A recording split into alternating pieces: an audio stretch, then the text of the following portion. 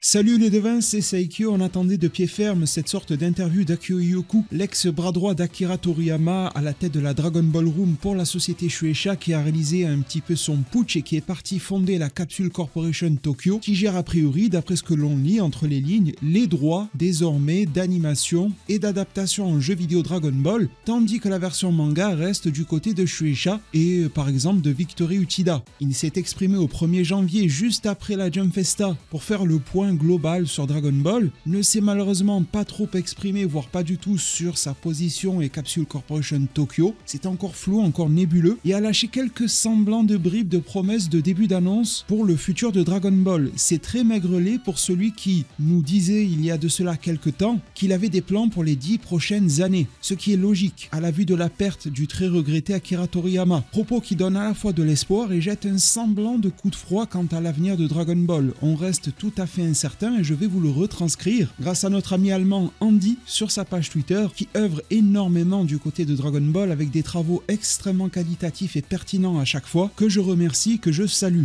L'occasion ce 2 janvier, tel Yugi Muto, de vous sortir une carte miroir pour vous renvoyer vos messages pleins de bonnes intentions, de bienveillance, que cela soit pour cette nouvelle année ou de manière générale. Veillez sur vous, veillez sur vos proches, beaucoup tombent malades, alors ça peut être bénin mais parfois pas, et pourquoi pas donner si possible un petit coup d'accélérateur à vos projets, ça serait top. En tout cas, ce n'est pas vraiment Akio Yoku qui le fait. En substance, durant cette interview de 20 minutes environ, il a dit que son travail en tant que producteur exécutif concerne essentiellement la série animée dans son ensemble, les formats d'animation, mais il est également impliqué dans d'autres projets, notamment des jeux vidéo, ou encore réfléchi à la manière dont l'histoire se poursuivra. Ses 2 personnages favoris à Akio Yoku sont Piccolo et Karine, et est un peu triste qu'on voit peu Karine, car tout le monde va directement au palais de Dende, ce qui explique peut-être pourquoi on l'a revu dans Daima d'ailleurs. Projet en grande partie chapeauté par Akio Yoku évidemment. Il nous dit qu'alors que tout le monde à l'intérieur de l'histoire de Dragon Ball devenait plus fort, Akio Yoku réfléchissait à que faire de Piccolo. Il a alors consulté Toriyama de son vivant et c'est ainsi que le film super-héros est né. On se rappelle qu'à la base, Piccolo devait en être le héros et que Gohan a été ajouté ensuite, sur la demande d'Akio Yoku lui-même, pour favoriser l'aspect commercial et populaire. Tout en étant sûr de tout savoir sur Dragon Ball, Akio Yoku nous dit qu'il échouerait probablement dans le cadre d'un quiz. Lorsque l'on lui a demandé s'il était vrai que le village des pingouins issu de Dr Slump était calqué sur Kiracho,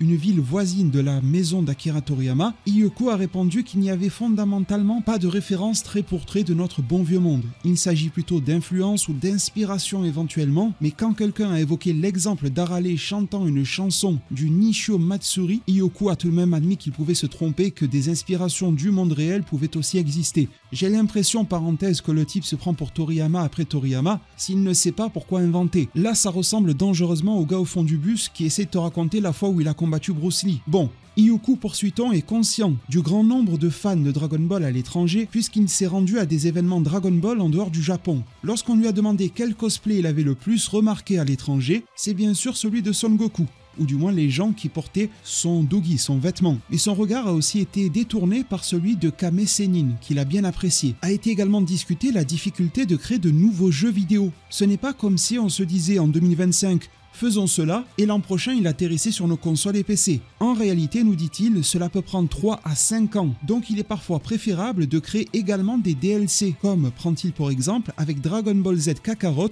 pour préserver les jeux dans la durée, avec des personnes, des joueurs engagés. Concernant le nouvel animé Dragon Ball Daima, il nous dit que c'est un bon point de retour et d'appui pour les fans de la première heure, mais avec un Goku qui a rajeuni le reste de ses amis aussi, c'est également une porte d'entrée pour les nouveaux, pour les primos arrivants sur Dragon Ball, avec un cadre différent par rapport aux travaux récents de Dragon Ball Super. Et là, il nous dit quelque chose qui fait du sens. Tout le monde peut monter dans ce train qui roule depuis 40 ans. Les lettres qui sont en rouge dans les titres des épisodes de Daima ont une sorte de signification ou quelque chose à exploiter, voire à dire, mais Yoku ne peut pas en révéler plus. Ça, c'est intéressant. Il y aurait comme un jeu de piste vis-à-vis de ces lettrages. Au lieu de réduire la taille seulement de Son Goku, il ne le dit pas, mais on a tous des BGT en tête, ils se sont dit que ce serait plus amusant de rendre tout le monde petit lorsqu'ils se réuniront après les événements de l'arc Majin Buu. Petit encart concernant la Jump Festa de sa part, lorsque Masako Nozawa, comédienne de doublage de Son Goku, a fait la pose du Kamehameha durant l'événement, Yoku avait l'impression que toute la salle allait se briser. Elle dégageait une sorte de force, assurant qu'elle était en bonne forme. Pour revenir sur Daima, il ne peut pas dire quand le dernier épisode sera diffusé, ni combien de temps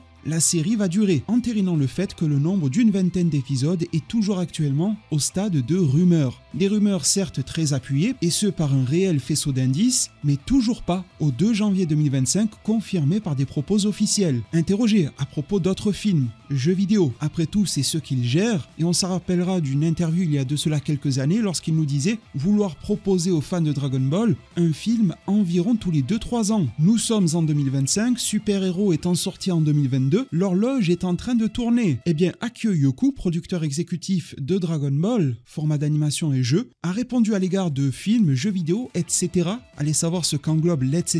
Qu'il pourrait y avoir des annonces à venir cette année. C'est intéressant, ça va probablement être détourné de ci de là, au moins vous aurez la bonne information concrète ici, mais il nous a déjà fait le coup.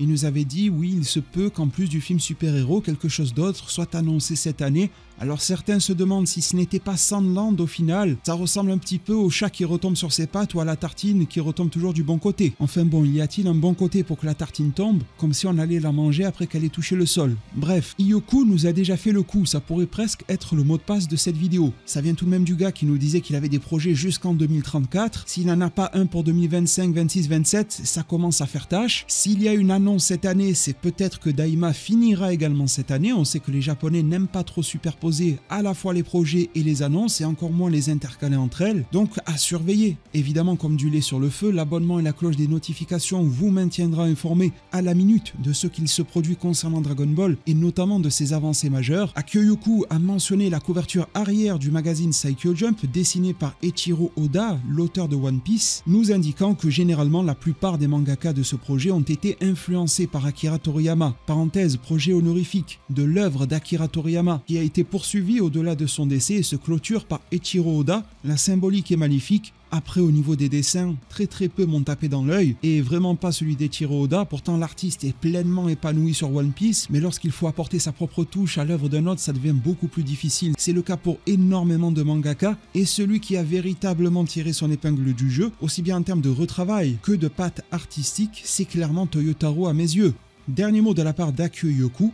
Puisque c'est le nouvel an, il nous recommande de revisionner les 12 épisodes d'Aima que nous avons jusqu'à présent, de profiter des jeux et d'attendre avec impatience 2025. L'animateur tente de l'attraper au bon et lui dit « 2025, c'est donc il y a quelque chose, pas vrai ?» Et Yoku répond « Quelque chose, 3 petits points », faisant allusion à quelque chose qui pourrait arriver ou bien être annoncé. C'est extrêmement cryptique. Ça suggère que quelque chose pourrait être annoncé, mais il pourrait très bien se rattraper en nous sortant Waterland, la suite de Sandland, ou bien nous reparler du MOBA Dragon Ball que j'ai adoré dans sa version bêta, je l'attends de pied ferme. Mais lorsque l'on est à ce niveau-là de compétence, de responsabilité sur une licence et qu'on nous fait ce niveau de teasing et qu'ensuite on nous propose d'aller jouer avec nos billes, c'est vrai que c'est frustrant. J'espère que ça ne sera pas le cas. Je vous ai retranscrit l'information de la manière la plus claire possible, agrémenté, épicé de quelques-unes de mes pensées sur le sujet. Partagez-moi les vôtres en zone commentaire. Merci infiniment pour tout, merci pour le soutien que vous avez envoyé en 2024. J'espère qu'il ne pourra être que réitéré en 2025. Prenez tous extrêmement bien soin de votre futur et à plus pour de prochains arts divinatoires.